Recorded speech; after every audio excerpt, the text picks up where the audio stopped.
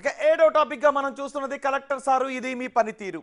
నాయకులు ప్రజల కోసం పోరాడతారు, ప్రశ్నిస్తారు. కానీ ప్రభుత్వ అధికారులు తమ బాధ్యతల్ని విధుల్ని సరిగ్గా నిర్వర్తించినప్పుడే ఏ ప్రాంతమైనా సమగ్రంగా అభివృద్ధి చెందుతుంది. అలా ఓ జిల్లా అభివృద్ధి పదంలో పయనించాలి అంటే ఆ జిల్లా కలెక్టర్ పనితీరు మీదే ఆధారపడి ఉంటుంది. మరి మహబూబాబాద్ జిల్లా కలెక్టర్ అద్వైత్ కుమార్ సింగ్ పనితీరు ఎలా ఉంది? ప్రజా సమస్యలకు పరిష్కారాన్ని ఆయన చూపిస్తున్నారా? ప్రజా ప్రతినిధుల వినతుల్ని పట్టించుకుంటున్నారా?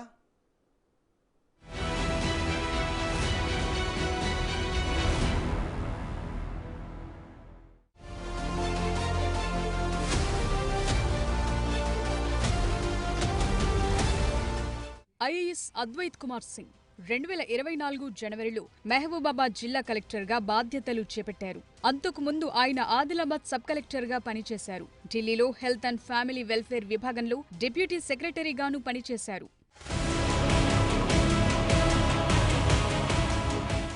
మహబూబాబాద్ కలెక్టర్గా అద్వైత్ కుమార్ సింగ్ పనితీరు ఎలా ఉంది?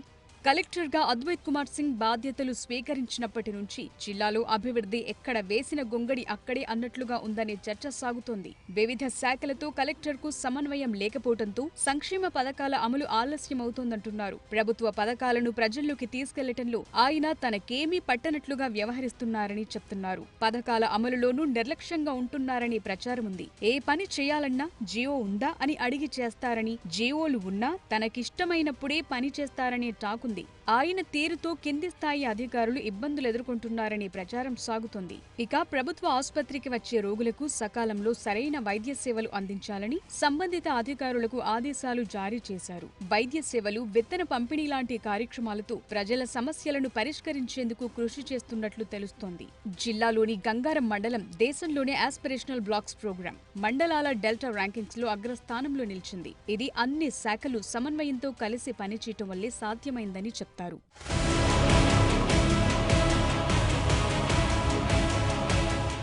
కలెక్టర్గా చేపట్టిన వినూత్న కార్యక్రమాలేంటి? మహబూబాబాద్ జిల్లా కలెక్టర్గా అద్వైత్ కుమార్ సింగ్ తన మార్క్ కనిపించేలా ఎలాంటి వినూత్న కార్యక్రమాలు చేపట్టలేదని తెలుస్తోంది. ప్రజలతో సత్సంబంధాలు ఎలా ఉన్నాయి?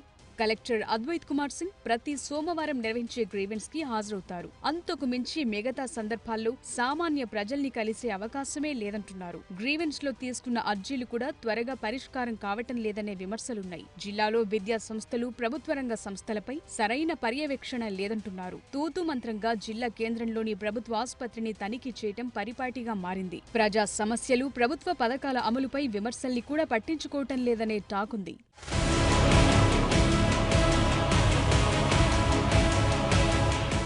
ఫైళ్ల క్లియరెన్స్ ఎలా ఉంది? అద్వైత్ కుమార్ సింగ్ విధుల్లో చేరినప్పటి నుంచే జిల్లాలో విమర్శలు మొదలయ్యాయి. ప్రజా సమస్యలు, ప్రజా సౌకర్యం కోసం చేపట్టే పనుల ఫైళ్లను కూడా త్వరగా క్లియర్ చేయరనే విమర్శలున్నాయి. జిల్లాలోని ప్రజా ప్రతినిధులు కలెక్టర్ని కలిసి ఎన్నో వినతులు అందజేసినా వారు అడిగిన ఏ పని చేయలేదనే ప్రచారమైతే ఉంది. కలెక్టర్ తీరులో మార్పు రాకపోవడంతో ఎంపీ, ఎమ్మెల్యేలు సీఎం రేవంత్ రెడ్డిని కలిసి తమకు ఈ కలెక్టర్ వద్దని కూడా కోరారట.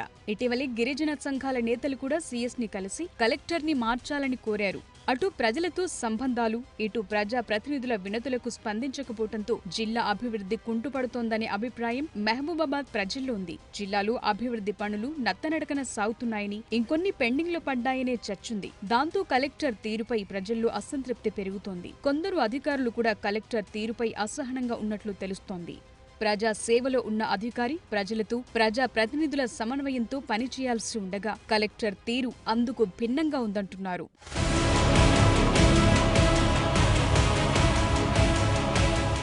ఓవరాల్ గా కలెక్టర్ రేటింగ్. కలెక్టర్ పనితీరు 2/5, వినూత్న కార్యక్రమాలు 1/5, ప్రజలతో సత్సంబంధాలు 1/5, ఫైళ్ల క్లియరెన్స్ 2/5.